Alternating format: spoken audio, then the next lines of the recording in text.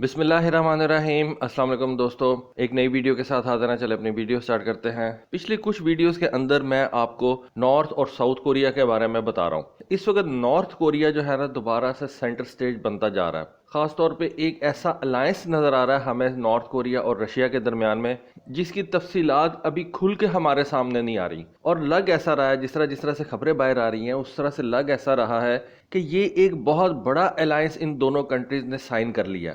Ukraine کی جنگ سے اگر بات کریں تو ہمیں پتہ چلتا ہے کہ نارتھ کوریا نے رشیا کو بیلسٹک میزائلز دیے، آرٹلری شیلز دیے، یہ اب باتیں چھوٹی ہو گئی ہیں۔ پھر ایک دم خبر آتی ہے کہ جی 12,000 فوجی نارتھ کوریا سے اٹھ کے تو رشیا جا رہا ہے، وہاں پہ وہ ٹریننگ حاصل کرے گا اور بعد میں یوکرین کے اندر جا کے وہ رشیا کے ساتھ لڑے گا۔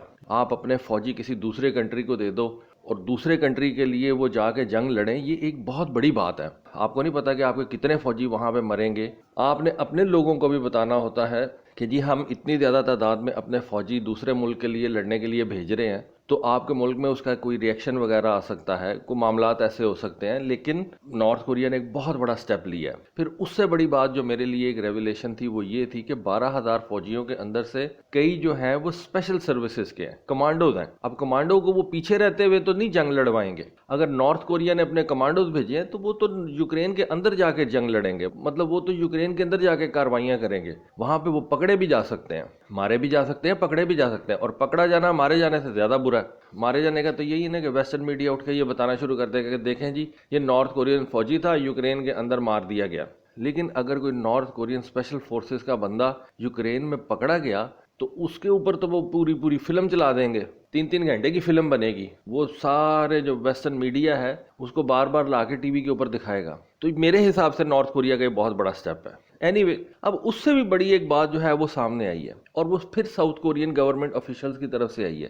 ساؤتھ کورین گورنمنٹ کا کہنا یہ ہے کہ نارتھ کوریا نے اپنے فائٹر پائلٹس بھی رشیا بھیجے ہیں، اور وہاں پہ وہ ولادی واسٹاک کے اندر ہی، جو کہ رشیا میں ایک فار ایسٹ میں سٹی ہے، وہاں پہ رشین ایئر فورس کے ساتھ مل کے ٹریننگ وغیرہ حاصل کر رہے ہیں، اور آنے والے دنوں کے اندر North Korean pilots Russian fighter jets اڑا کے یوکرین کے اوپر حملے وغیرہ کریں گے۔ یہاں پہ 2-3 باتیں اب سمجھنے والی ہیں۔ سب سے پہلی تو یہ بات سمجھنے والی ہے کہ نارتھ کوریا کے پاس ایسا کون سا جہاز ہے، اور وہ جہاز رشیا کے پاس بھی ہے، تبھی تو نارتھ کورین پائلٹس اس جہاز کو رشیا میں جا کے اڑا سکیں گے۔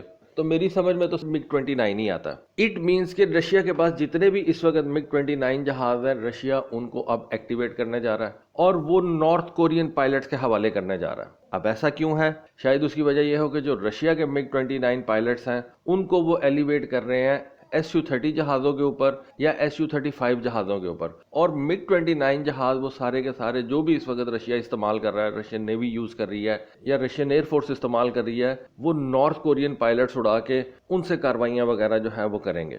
سب سے بڑی بات تو یہ۔ دوسری بات یہ کہ رشیا کے پاس اپنے پائلٹس کی کمی ہو گئی ہے، مطلب جنگ کی وجہ سے رشین پائلٹس جو ہیں وہ سٹرین کے اندر ہیں۔ اتنے زیادہ پائلٹس نہیں ہیں رشیا کے پاس کہ وہ ان کے ذریعے سے جنگ جاری رکھ سکے، اور رشیا کو اپنے MiG-29 کے پائلٹس کو ایلیویٹ کرنا پڑا ہے Su-30 جہازوں کے اوپر اور Su-35 جہازوں کے اوپر، کیونکہ نارتھ کورین پائلٹس نہ تو Su-30 جہاز فی الوقت چلا سکتے ہیں، نہ ہی Su-35 جہاز چلا سکتے ہیں۔ ایک اور کامن جہاز ہے جو کہ نارتھ کورین پائلٹس چلا سکتے ہیں، وہ ہے Su-25۔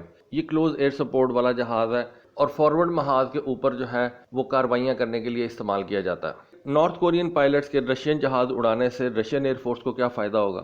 رشین ایئر فورس کو ایک دوسرا فائدہ ہے، وہ یہ ہوگا کہ رشین ایئر فورس اپنی سارٹیز کی تعداد کو بڑھا سکے گی۔ مطلب اگر پہلے رشیا یوکرین کے اوپر 100 حملے کرتا تھا ایک دن میں، یہ میں ایک مثال دے رہا ہوں، تو نارتھ کورین پائلٹس آ جانے کے بعد ہو سکتا ہے کہ سارٹیز کی تعداد 120 کر دی جائے، 125 کر دی جائے، اور اس طرح سے یوکرین کے اوپر حملے جو ہیں وہ زیادہ ہو جائیں گے۔ اب اینالسٹ کا ماننا یہ ہے کہ جس طرح سے اب یہ نئے ویپنز آ رہے ہیں جن میں سمارٹ ویپنز ہیں، رشیا نے آپ کو پتا ہے کہ گلائیڈ ویپنز کے اوپر بہت کام کیا پچھلے دنوں میں، اس جنگ کے اندر ہی انہوں نے گلائیڈ بامز جو ہیں وہ تیار کیے ہیں، اور اس کے علاوہ لانگ رینج والے سمارٹ ویپنز تو ویسے ہی جو ہیں رشینز بھی تیار کرتے ہیں، امریکنز بھی، تقریباً ہر بڑی ایئر فورس کے پاس موجود ہیں۔ یہ جو اب سٹینڈ آف ویپنز آ گئے ہیں نا، ان میں آپ کو اپنے جہاز کو ڈینجر زون کے اندر بھیجنا ہی نہیں پڑتا، اور سٹینڈ آف رینج کے اوپر رہتے ہوئے یہ جہاز اپنا ویپن جو ہے وہ فائر بھی کر دیتے ہیں، اور وہ ویپن ٹارگٹ کے اوپر جا کے گر بھی جاتا ہے۔ گلائیڈ بامب ہوگا تو نارمل بامب کے مقابلے میں اس کی رینج زیادہ ہوگی، کوئی اور لیزر گائیڈڈ بامب ہوگا، کوئی سٹینڈ آف ویپن ہوگا تو اس کو آپ سٹینڈ آف رینجز کے اوپر رہتے ہوئے دشمن کے ایریا میں فائر کر سکتے ہیں. تو نارتھ کورین پائلٹ سے اس طرح کا کام لیا جا سکتا ہے کہ نارتھ کورین پائلٹس اپنے جہازوں کو سٹینڈ آف رینج کے اوپر رکھتے ہوئے ویپنز کو فائر کریں اور وہ ویپنز یوکرینین ٹیریٹری میں جا کے ٹارگٹ پہ گر جائے اور ٹارگٹ کو ختم کر دے یا نقصان کر دے. لیکن اس سے ایک بات ضرور ظاہر ہوتی ہے کہ رشیا کے پاس فی الوقت ٹرینڈ پائلٹس کی شارٹیج ہے اور وہ shortage Russia north Korean pilot سے پوری کرنا چاہتا ہے. اب اس میں ایک اور اینگل بھی سامنے آتا ہے اور وہ یہ ہے کہ نارتھ کوریا کے پاس جیسا کہ آپ کو پتا ہے کہ بہت پرانے قسم کے فائٹر جیٹس موجود ہیں، جیسے کہ MiG-19 ہو گیا، MiG-23 ہو گیا، MiG-29 بھی ہے، وہ بھی اب کافی زیادہ پرانا ہو گیا. اور ہم نے پچھلے دنوں دیکھا کہ جب نارتھ کوریا کا جو سپریم لیڈر ہے کم جونگ ان وہ رشیا گیا تو اس نے رشیا کی ایئر بیسز کا دورہ کیا، ان پلانٹس کا دورہ کیا جہاں پہ یہ ماڈرن جہاز تیار کیے جاتے ہیں. Su-25 تیار کیا جاتا ہے، Su-57 تیار کیا جاتا ہے اور اس کا انٹرسٹ ان جہازوں میں بہت زیادہ تھا. اس کی بہت سی تصاویر جو ہیں وہ ہم نے دیکھی. ہو سکتا ہے آنے والے دنوں میں رشیا نارتھ کوریا کو کوئی بڑا جہاز جو ہے وہ سیل کر دے. Su-30 سیل کر سکتا ہے، Su-34 سیل کر سکتا ہے. اور یہ نارتھ کورین پائلٹس اس وقت رشیا کے اندر ان جہازوں پہ ٹریننگ بھی لے سکتے ہیں. اس کی بھی پاسبلٹی ہے اور اس بات کو آپ سائیڈ پہ نہیں رکھ سکتے کیونکہ نارتھ کوریا کی جو ایئر فورس ہے نا وہ بہت ہی زیادہ اب گئی گزری ہو گئی ہوئی ہے. اب MiG-19 MiG-23 ان کی پروڈکشن بند ہوئے کئی سال ہو گئے ہیں تو ان کے سپیئر پارٹس نارتھ کوریا کو کہاں سے ملتے ہوں گے؟ اگر نارتھ کوریا اپنے ملک میں بھی تیار کرتا ہے تو ان کی ٹیکنالوجی جو ہے وہ اس وقت کے اندر ان جہازوں کی سیفٹی کو برقرار رکھ ہی نہیں سکتی. یہ جہاز ہوا میں جائیں گے، ساؤتھ کورین پائلٹس ان کو سٹینڈ آف رینج کے اوپر ہی تباہ کر دیں گے.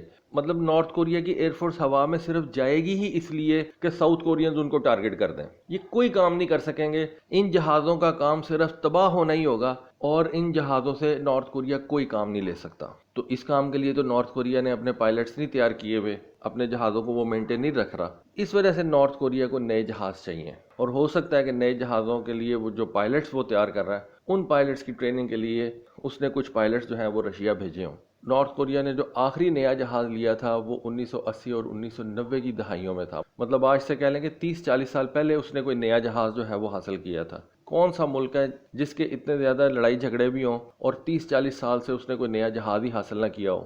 تو یہ بھی ایک بہت بڑی ریزن ہے کہ اب نارتھ کوریا جو ہے وہ اپنی ایئر فورس کی طرف بہت زیادہ توجہ دے رہا ہے. پھر نارتھ کوریا کے پائلٹس کے لیے یہ ایک بہت بڑی ٹریننگ اپرچونٹی ہوگی کہ وہ کسی دوسرے کنٹری میں جا کے کامبیٹ کے اندر حصہ لے یا کم سے کم کسی دوسرے کنٹری کے ساتھ جا کے وہ اپنے ایکسپیرینس وغیرہ شیئر کر سکیں. آخری دفعہ نارتھ کوریا کے جو پائلٹس تھے وہ ویتنام کی جنگ کے اندر جا کے لڑے تھے اور ویتنام کی جنگ ہماری پیدائشوں سے کئی سال پہلے جو ہے وہ ہو گئی بھی ہے. اس کے علاوہ نارتھ کورین پائلٹس جو تھے وہ 1973 کی یوم کپور وار میں بھی جا کے لڑے تھے. اس وقت یہ نارتھ کورین پائلٹ سیریا اور مصر کے لیے لڑے تھے اسرائیل کے خلاف. تو اس کے بعد سے لے کے آج تک آپ کہہ لیں کہ نارتھ کوریا کے پائلٹس اپنے ملک سے باہر کبھی گئے ہی نہیں. تو یہ ان کے لیے ایک اور اپرچونٹی ہوگی اپنی سکلز کو بہتر بنانے کی اور دنیا کی دوسری ایئر فورسز کے ساتھ ایکسرسائز کر کے ان کا ایکسپیرینس حاصل کرنے کی. تو دوستو یہ ایک انفارمیشن میری نظروں کے سامنے سے گزری تھی اور اس انفارمیشن کو دیکھ کے میں یہ کہہ سکتا ہوں کہ نارتھ کوریا اور رشیا کے درمیان جو معاملات ہیں